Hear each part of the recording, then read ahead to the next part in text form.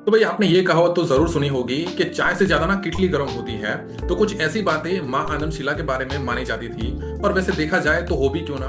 After all she was the closest disciple of the greatest philosopher ever existed in the history of mankind, and that person is none other than Osho Rajneesh, जिन्हें 21 तोपों की सलामी देने की बजाय 21 countries ने उन्हें बैन कर दिया था। तो ऐसे इंसान की डिसाइपल सॉफ्ट जेंटल या बेबी डॉल की तरह थोड़ी ना होगी, and she must have iron in her, and she definitely had, that's why I called her an iron lady, the one and only Ma Anandshila. And the best part was that she is Gujarati. And interestingly ये सारे पंगे गुजराती लोग ही क्यों लेते हैं। Anyways, तो इस video में हमारे साथ मोदी जी भी जुड़ने वाले हैं, इसलिए नहीं क्योंकि ये गुजराती है, बल्कि इसलिए क्योंकि ये दोनों कैरेक्टर में कुछ सिमिलैरिटीज हैं। तो वो क्या है तो आप इस वीडियो में जानोगे। और गुजराती से याद आया कि अगर आपने मेरी गुजराती पे केस स्टडी नहीं देखी है तो जरूर देखना, and specially if you value education. Anyways, तो जैसा कि आपको पता होगा कि कोई भी इंसान इस दुनिया में और दूसरों की लाइफ में अपने कैरेक्टर के निशान छोड़ जाता है। तो अगर आपने उस निशानियों को ट्रेस करना सीख लिया बिल्कुल शेरलॉक होम्स की तरह, तो आप उस इंसान के बारे में बहुत कुछ जान सकते हैं। तो इस वीडियो में मैं मां आनंदशिला के इन्हीं निशानियों को ट्रेस करने वाला हूं। तो इसके लिए आपने या तो ये डॉक्यूमेंट्रीज देखी हुई होनी चाहिए, या आपको मां आनंदशिला के बारे में पता होना चाहिए, जिनके बहुत सारे इंटरव्यूज एंड पॉडकास्ट अवेलेबल हैं। And for this particular video, my intentions are not to judge her, to criticize her, but to understand her. And by the way, माँ आनंदशिला के साथ आप भी इस वीडियो में पार्टिसिपेट कर सकते हैं, लेकिन उससे पहले कुछ मिसअंडरस्टैंडिंग, कुछ मिसकंसेप्शन है जिन्हें दूर करना जरूरी है। तो चलिए अपने इंट्यूशन को फॉलो करते हुए बताइए कि which signature has creative and artistic talent, option A और ऑप्शन बी। वीडियो पॉज करके सोचिए कि ऑप्शन ए सही है या ऑप्शन बी। तो चलिए बताइए कि कौन सी कुंडली में आपको क्रिएटिविटी एंड आर्टिस्टिक टैलेंट दिखाई दे रहा है, कुंडली ए या कुंडली बी। चलिए बताइए। Which was difficult, right? So now you see that this is the difference between astrology and graphology. तो यहाँ पे देखिए एस्ट्रोलॉजी जो होती है तो इसमें कॉम्प्लेक्स कैलकुलेशन का इस्तेमाल किया जाता है, कौन से ग्रह में है नहीं है और वो सारी चीजें। लेकिन ग्राफोलॉजी में सिर्फ आप इंट्यूशन को फॉलो करते हुए आपको ये पता चल जाता है कि जो सिग्नेचर है तो उसमें क्रिएटिविटी है, मतलब सामने वाला जो लिख रहा है तो उसमें क्रिएटिविटी है या नहीं है। और यहाँ पे किसी भी तरह का फ्यूचर प्रेडिक्शंस नहीं होता है। ओके, ये जो सबसे बड़ा मिथ जो है ये फैलाया जाता है। जैसे भारत पाकिस्तान अलग अलग है ना, ठीक उसी तरीके से एस्ट्रोलॉजी एंड ग्राफोलॉजी अलग अलग तरीके से काम करते हैं। एंड कुछ लोग कहते हैं कि सिग्नेचर एस्ट्रोलॉजी जैसी चीजें भी आजकल मार्केट में आने लगी है, सो विच इज कंप्लीटली अब्सर्ड। ऐसा कुछ नहीं होता है। एज यू कैन सी कि एस्ट्रोलॉजी एंड ग्राफोलॉजी दोनों अलग अलग चीजें हैं। और एक और चीज कि देखिए एस्ट्रोलॉजी में क्या होता है कि दो इंसान की जो है डेट ऑफ बर्थ और कुंडली सेम हो सकती है, लेकिन you will never find two people having two identical signature. वो आपको कभी देखने को नहीं मिलेगी। ओके, और उसको एट सरफेस लेवल में भी आपको ऐसा लगे कि भाई दो इंसानों के सिग्नेचर सेम है, लेकिन उसको जब आप अलग पर्सपेक्टिव से देखोगे तब आपको पता चलेगा कि दो सिग्नेचर कभी भी सेम नहीं हो सकती है। Okay, so this is the myth, and I hope कि आप इसको अपने दिमाग से निकाल दोगे कि ये दोनों चीजें सेम नहीं है। Okay, so now let's move ahead कि and yes, so this was the signature of the Walt Disney, जिनकी जो क्रिएटिविटी के जो जलवे हैं तो पूरी दुनिया ने देखे हुए हैं। ओके, नाउ यस, तो यहाँ पे देखिए जैसे कि आपने क्रिएटिविटी को सिग्नेचर में आपने स्पॉट किया। ओके, इसी तरीके से आप confusion, clarity, confidence, priorities, thinking pattern, focus, इंसान की strength and weaknesses and a lot more can be discovered just by looking at the signature. And इसके अलावा भी बहुत सारी चीजें होती है देखने को। So there are special theories जिससे आप इंसान के बारे में बहुत कुछ जान सकते हैं। Okay, so which will gonna discuss. So now let's move ahead. या तो देखिए मां आनंदशिला जो है तो ये उनकी सिग्नेचर है, जिनमें 10 चीजों में से मैं 5 चीजों के बारे में डिस्कस करने वाला हूँ। एंड बिलीव मी, ये जो 5 चीजें हैं तो ये बहुत ही each and individual topic is very detailed. Okay, तो इसके डिटेल में हम नहीं जाएंगे, बट मैं आपको एक जनरल रिव्यू दूंगा। और ये जो वीडियो जो है पूरा वीडियो तो ये ट्रेलर की तरह होने वाला है। तो और अगर आपको पूरा पिक्चर देखना है तो जिसका लिंक जो है आपको डिस्क्रिप्शन में मिल जाएगा, वहां पे मैंने सारी चीजें डिटेल में डिस्कस की हुई है। Okay, so this one now disclaimer ये है कि यहाँ पे आप जो भी सीखेंगे, जो भी मैं आपको बताऊंगा, एक्सप्लेन करूंगा, तो उसके बेसिस पे ना ही आपको खुद को जज करना है, ना ही आपको किसी और को जज करना है। ओके, हमारा काम जो है सिर्फ समझना, चीजों को देखकर समझना, जज करना नहीं है। Okay, so I hope this is clear to you and take this as education. Okay, so now let's move ahead. Yes, so the first thing which I would like to explain, that is the law of attraction. And believe me, ये जो concept है which is mind blowing, and ये जो concept है law of attraction का, मैं अभी आपको explain करूंगा कि कैसे ये मानवशिला के केस में law of attraction काम करता था, और आप भी अपनी लाइफ में देख सकते हैं कि law of attraction कैसे अप्लाई होता है. ओके, सो उसका जो स्टेटमेंट है कुछ इस प्रकार है: the entire universe is constantly changing and the purpose of the universe is to move things whether by you और by anyone. So I hope that कि आप इससे एग्री होंगे. And next is universe will send you the signal to make things happen in the form of calling, inner voice और gut feeling, but it will always leave you with the choice of participation. And if you suppress this feelings और self doubt, then the universe will simply choose someone else to make things happen. I know ये थोड़ा theoretical हो गया, तो चलिए इसको मैं example से एक्सप्लेन करता हूँ. तो Ma Anandshila and the law of attraction. Okay, तो देखिए सबसे पहले आपको ये चीज समझनी होगी कि यहाँ पे सबसे पहले यहाँ पे हमारे पास दो कैरेक्टर हैं, जिसमें सबसे पहले है कि माँ योगा लक्ष्मी, ये जो है ओशो की सबसे पहली जो है सेक्रेटरी थी. Okay, and she was managing Osho Rajneesh in the beginning. Okay, तो अब देखिए यहाँ पे ओशो रजनीश को जो है, तो ये उनका जो जितना भी मैनेजमेंट है तो वो सारा किसके हाथ में था? ये माँ योगा लक्ष्मी के हाथों में था. एंड उस टाइम पे माँ आनंदशिला की भी एंट्री जो है तो ओशो की लाइफ में हो चुकी थी. ओके, अगर आप उनकी डॉक्यूमेंट्रीज देखेंगे तो आपको पता होगा. नाउ यहाँ पे जो है ट्विस्ट आता है कि जो ओशो थे, तो ओशो ने देयर वाज अ टाइम कि जब एक टाइम ऐसा आता था कि जब माँ योगा लक्ष्मी जो थी तो वो चीजों को मैनेज नहीं कर पाती थी. Okay, she was kind of failing, we can say.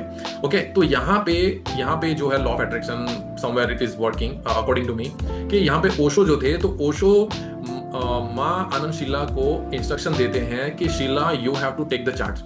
Okay, and then the rest is the history. अब यहाँ पे देखिए लॉ ऑफ अट्रैक्शन कैसे काम करता है. तो यहाँ पे आप चीज समझिए कि जब ओशो रजनीश ने माँ आनंदशिला को ये इंस्ट्रक्शन दिया कि भाई you have to take the charge, तो जैसा कि मैंने आपको पिछले स्टेटमेंट में बताया कि माँ आनंदशिला के पास चॉइस थी. Okay, she had a choice. तो इसी तरीके से चॉइस क्या होती है भाई? दो ही चॉइस होती है, इधर यस और नो. ओके, तो माँ आनंदशिला ने क्या कहा कि भाई यस के एंड यस. अगर आप उनके इंटरव्यूज देखोगे तो माँ आनंदशिला कहती हैं कि देयर वाज अ मोमेंट कि जब उनको सेल्फ डाउट हुआ था, लेकिन somehow she overcome this self doubt. and जब ओशो रजनीश ने उन्हें सिलेक्ट किया था एज अ सेक्रेटरी, तो उन्होंने क्या किया? इस रिस्पॉन्सिबिलिटी को एक्सेप्ट किया. अब देखिए यहाँ पे जो ट्विस्ट ये आता है कि यहाँ पे देखिए ओशो की जगह आपको यूनिवर्स को रखना है, एंड माँ आनंदशिला की जगह आपको खुद को रखना है. यहाँ पे सारी चीजें आपको स्विच कर देनी है. तो यहाँ पे देखिए आप इस कॉन्सेप्ट को जो मैंने अभी कुछ देर पहले आपको बताया कि यूनिवर्स जो होता है तो वो आपको सिग्नल देता है. ओके, मतलब कोई भी काम यूनिवर्स को आपसे करवाना है तो वो क्या करेगा? आपको सिग्नल देगा कि भाई आप करो, या जो भी गट फीलिंग है, इनर वॉइस है, इनर कॉलिंग है, व्हाटएवर यू कैन से. तो यहाँ पे क्या होगा कि आपको सिग्नल देता है कौन? यूनिवर्स, जैसे कि ओशो ने माँ आनंदशिला को कहा था. तो अब यहाँ पे उस चीज को करना या नहीं करना ये आपके हाथों में होता है.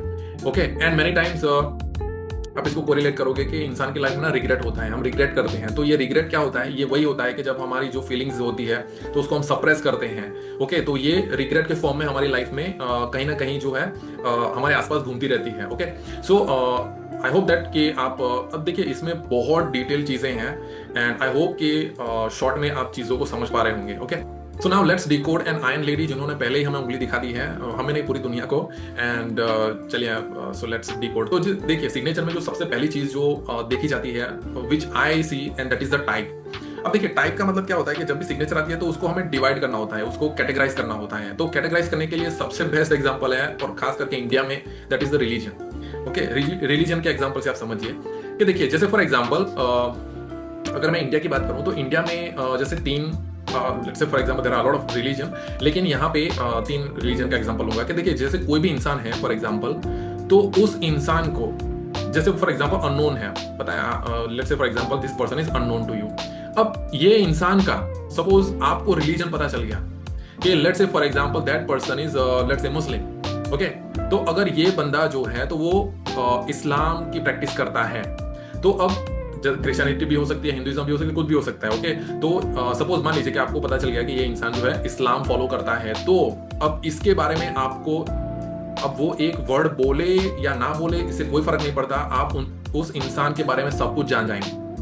Y? Because this religion is nothing but an ecosystem, है ना। हर एक रिलीजन का, नॉट जस्ट इस्लाम बट दुनिया के जितने भी रिलीजन है उन सभी का क्या होता है, एक इकोसिस्टम में काम करता है। उनका एक बिलीफ सिस्टम होता है, एक आइडियोलॉजी होती है। तो मोटा मोटी आपको इस इंसान के सिर्फ रिलीजन जानने से आपको उसके बारे में बहुत कुछ पता चल जाएगा। ओके, तो सेम चीज जो है यहाँ पे, जो सेम चीज है, जो सेम थ्योरी है, तो हम क्या कहाँ अप्लाई करते हैं? टाइप्स में अप्लाई करते हैं।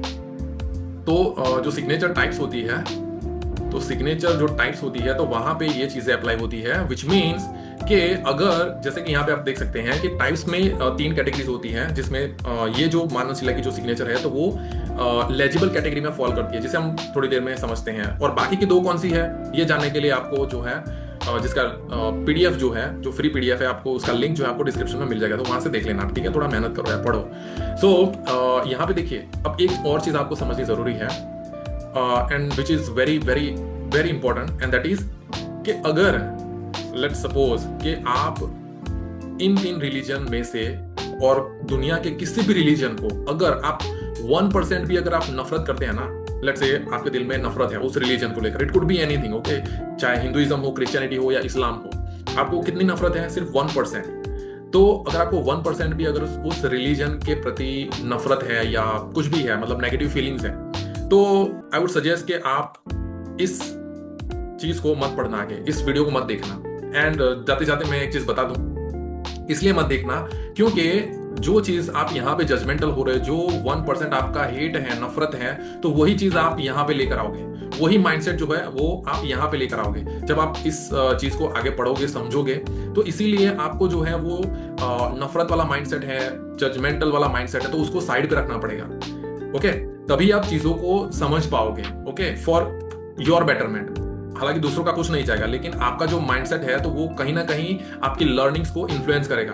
ओके, तो आई होप कि ये क्लियर होगा। तो चलिए सबसे पहले हम बात करते हैं टाइप्स की। तो टाइप्स में जैसा कि मैंने बताया आपको कि ये जो कैटेगरी है, so that is the legible. अब देखिए, लेजिबल का मतलब क्या होता है कि पढ़ पाना।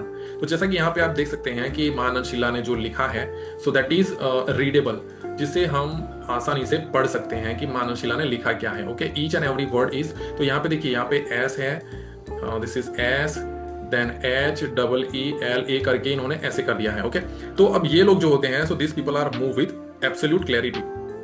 और ये जो होते हैं तो ये एफिशिएंट कम्युनिकेटर होते हैं, मतलब ये इफेक्टिवली कम्युनिकेट कर पाते हैं। और जैसे कि हमने देखा है that the way she was outspoken and you know speaking fearlessly, तो ये कम्युनिकेशन का जो स्किल है तो वो कहाँ से आता है? उनकी लेजिबिलिटी से कहीं ना कहीं ये रोल प्ले करता है।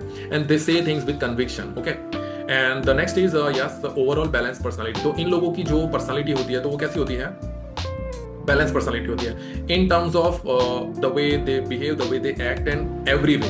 Okay, and one more important trait is that कि अगर आप जितने भी ग्रेट लीडर्स देखोगे तो उन सभी की ऑलमोस्ट लेट्स से 99% लोगों की, जितने भी बड़े बड़े सेलिब्रिटीज हैं या जो सो कॉल्ड ग्रेट लीडर्स हैं, तो उन सभी की जो सिग्नेचर है आपको लेजिबल देखने को मिलेगी। Okay, so now let's move on to our next is या द साइज। अब देखिए, यहाँ पे साइज जो है तो ये सबसे इंपॉर्टेंट रोल प्ले करता है। अब देखिए, साइज को भी मेजर करने के लिए बहुत सारी चीजें होती हैं। तो अब यहाँ पे साइज का मतलब क्या है कि बिग इनिशियल। बिग इनिशियल में क्या होता है? साइज में जो आपका जो फर्स्ट लेटर होता है ना, दिस वन, तो यहाँ पे महानंद शिला का जो एस है that is we can say the bigger one.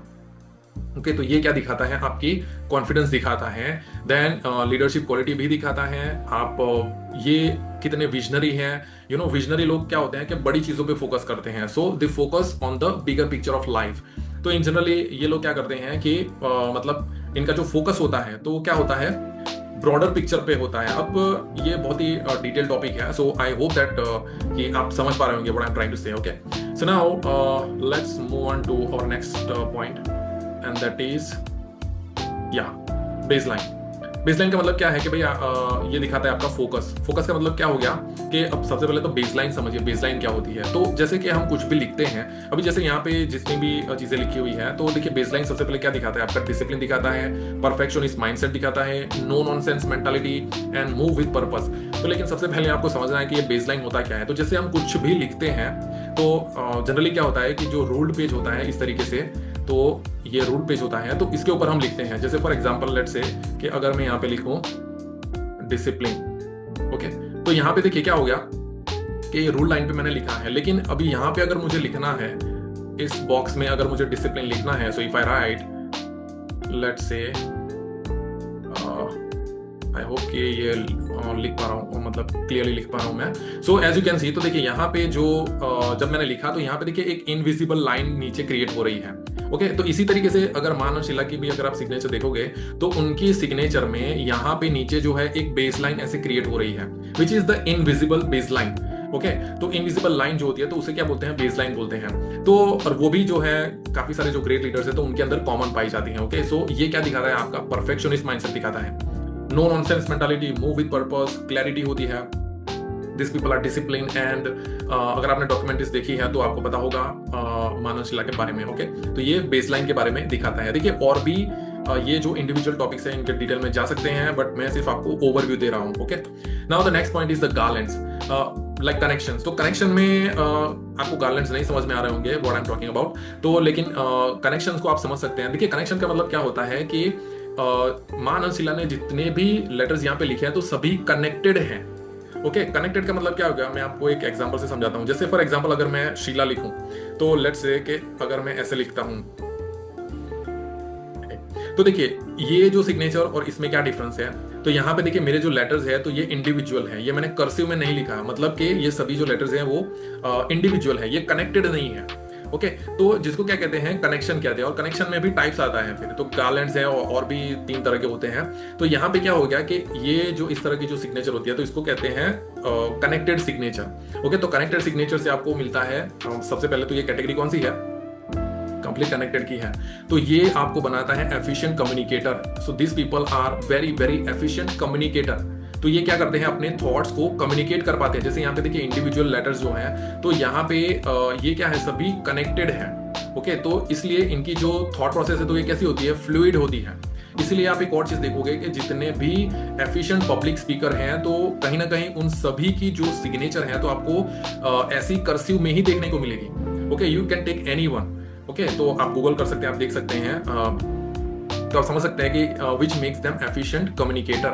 Now the next is the logical thinker. So this people are again logical thinker and connect thoughts easily. Yes, तो जैसा कि मैंने कहा कि ये पब्लिक स्पीकर जो जितने भी आप देखते हैं तो यू नो कि एक पॉइंट से, मतलब एक थॉट से दूसरे थॉट पे जंप करना एफिशिएंटली, तो ये जो आपको एबिलिटी कहाँ से मिलते हैं, आपके कनेक्टेड सिग्नेचर से मिलती है। अब देखिए इसमें भी बहुत सारे वेरिएशंस होते हैं। Let's say for example first letter जो है तो आपका जो कनेक्टेड नहीं है और बाकी के जो लेटर है इस तरीके से कनेक्टेड है। सो दिस इज इसका भी जो है ट्रेट जो है डिफरेंट हो जाते हैं। सो इट डिपेंड्स कि ये जो साइंस है, ये जो फील्ड है तो ये बहुत ही सब्जेक्टिव होता है। ओके, तो यहाँ पे जनरलाइज नहीं कर सकते, लाइक यू नो एस्ट्रोलॉजी की तरह नहीं होता कि आपकी डेट ऑफ बर्थ ये है, आपका पता नहीं मूलांक ये है तो सारे एक ही कैटेगरी में आ जाते हैं, ऐसा नहीं होता यहाँ पे। ओके, यहाँ पे क्या होता है कि 10 चीजों को कंबाइन करके इंसान के बारे में जो है एनालिसिस बताया जाता है। सो आई होप दैट कि आपको समझ में आ गया होगा। Okay, so now let's move on to the most important part and that is the extra stroke. अब देखिए ये जो चीज है तो मैंने काफी सारे लोगों में कॉमन पाई, मतलब मैंने कॉमन देखी है, and that is the N circle. देखिए एन सर्कल का मतलब क्या होता है कि जैसे कि यहाँ पे मोदी जी ने जो है तो ये क्या कर दिया है, तो इन्होंने एन सर्कल कर दिया है यहाँ पे इस तरीके से एन सर्कल। अब यहाँ पे शीला उन्होंने लिखा है तो SHEELA करके उन्होंने क्या कर दिया है, अपने नाम को राउंड कर दिया, विच मीन्स कि यहाँ पे मोटा मोटी क्या होता है कि आप कुछ भी सिग्नेचर कर रहे हैं और उसको लेट्स से कि अगर आप उसको सर्कल में डाल रहे हैं, ओके, तो ये क्या होता है, इसको कहते हैं एन सर्कल। ओके, और ये जैसे कहते हैं ना कि सिग्नेचर का सबसे आउटस्टैंडिंग, मतलब कि ये स्टैंड करने वाला जो ट्रेड है, अगर मोदी जी की भी सिग्नेचर में देखेंगे ना तो ये सबसे ज्यादा स्टैंड आउट करता है कि इस तरीके से इन्होंने लिखा है। शीला की सिग्नेचर में भी जो है, अब देखिए यो एक्स्ट्रा स्ट्रोक में भी और भी टाइप्स के स्ट्रोक्स आते हैं जो अगर मैं एक्सप्लेन करूंगा तो वीडियो और लंबा हो जाएगा, बट आई होप कि जिसको आप समझ पा रहे होंगे। तो एन सर्कल वाले लोग जो उनका माइंडसेट कैसा होता है, तो which is very common and I don't know कि आपके सिग्नेचर में है या नहीं है। तो एन सर्कल वाले लोग जो होते हैं तो जो सबसे इंपॉर्टेंट जो चीज होती है, so that is you can see that कि they love being alone, they love being alone. तो देखो यहाँ पे अगर मैं मोदी जी की बात करूं तो मोदी जी एक्चुअली में ये उनकी पुरानी सिग्नेचर है और उनकी जो नई सिग्नेचर है विच इज इन गुजराती, तो ये उनकी पुरानी सिग्नेचर है। तो अगर आपको पता होगा कि पुराने वीडियोस में मोदी जी ने कहा था कि जब वो मतलब जब उनकी सिग्नेचर ये थी तब वो देयर वाज अ टाइम उन्होंने जो है संन्यास काइंड ऑफ ले लिया था। Okay, he went into like isolations and detachment mentality में चले गए थे। Okay, and but somehow he change his signature and the rest is the history. Okay, so I hope you can understand. तो ये लोग जो होते हैं तो sorry they love being alone. अब मा आनंद की बात करूं तो मा आनंद जो थी, आप सोचिए कि जब ओशो के साथ इनका डिस्प्यूट हुआ था, उनको जेल जाना पड़ा था। And the most important part was that कि जब वो जेल से बाहर आई एंड बाहर आने के बाद भी जो है पब्लिक डोमेन में वो इतना जल्दी नहीं आ गई थी। तो जैसा कि इस पॉडकास्ट में मा आनंद बताती हैं, Only reason I gave my interview to Wild Wild Country because my father had told me in 1996, Sheely, you must speak. Your experience of life is so vast that it will inspire the youth of future. तो जैसा कि मानव शिला ने बताया, तो अब ये public domain में कब आई, जब उनके फादर ने उनसे कहा कि भाई तुम्हें जो है अपना स्टैंड रखना चाहिए, रादर देन यू नो लोग इट डजंट मैटर कि क्या बोलते हैं, but at least you put your point. तो अब यहाँ पे आपको एक चीज मैं आपको एक डेमोन्स्ट्रेशन से बताऊं। तो यहाँ पे देखिए, जो इंसान होता है तो जो राइटिंग है तो उसको आप इंसान समझिए। लेट्स से फॉर एग्जांपल ये मोदी जी है, ठीक है, तो इन्होंने एन लिखा है। अब देखिए यहाँ पे सर्कल कर दिया, इसका मतलब क्या हो गया कि ये इन्होंने ऐसे करके सर्कल बना दिया। तो अब विच इज नॉट नेसेसरी, अगर ये नहीं भी करेंगे तो चलेगा ना। अब मा आनंद जो है अगर ऐसे सर्कल नहीं भी डाल दी तो भी चल जाता, लेकिन उन्होंने एक्स्ट्रा एफर्ट्स डाली है। Let's say for example Modi ji, तो यहाँ पे ये जो सर्कल है तो ये क्या दिखाता है, आपका सेल्फ प्रोटेक्टिव मेंटालिटी दिखाता है। और भी 50 चीजें हैं, ठीक है, लेकिन मैं मेन पॉइंट्स यहाँ पे कवर कर रहा हूँ। तो यहाँ पे ये क्या दिखाता है, आपकी सेल्फ प्रोटेक्टिवनेस दिखाता है, सेल्फ लिमिटिंग थॉट्स भी दिखाता है। देखिए मुझे इतना ही करना है, मुझे ये ही करना है, तो ये काइंड ऑफ मेंटालिटी जो होती है तो ये आपको कहाँ पे दिखाई देती है, तो ये सेल्फ लिमिटिंग थॉट्स हो जाते हैं। और भी 1000 चीजें होती हैं। And difficult to open up, yes, तो ये इतना जल्दी ओपन नहीं हो पाते हैं। ओके, तो मोदी जी की सिग्नेचर में भी हमने देखा है। And Ma Anand now she is comfortable, but it took a lot of time to open up and to open in the public domain. तो जहाँ पे वो पॉडकास्ट दे रही हैं, लोगों से इंटरेक्शन कर रही हैं, बट आई बिलीव दैट, जहाँ तक मैं चीज को समझ पा रहा हूँ कि she love being alone and you know उनको अकेले टाइम जो है स्पेंड करना ज्यादा पसंद है। सो आई होप दैट कि ये 5 चीजें आपको इंटरेस्टिंग लगी होगी और कुछ नया सीखने को मिला होगा। तो अगर आप अपने सराउंडिंग में जितने भी लोग हैं उनके दिमाग में घुसना नहीं सीखोगे, उनके इरादे नहीं जानोगे, तब तक लोग आपका काटते ही रहेंगे, professionally and most importantly personally. समझ रहे हो? लेकिन उससे पहले आप खुद को जानो, क्योंकि जब तक आप येलो चश्मा पहनकर घूमते रहोगे तब तक लोग और दुनिया आपको येलो ही नजर आएगी। और ये गलतफहमी का चश्मा उतारने की हिम्मत हर किसी में नहीं होती। तो चलिए, समझदार को इशारा काफी होना चाहिए। I'll see you in the next video.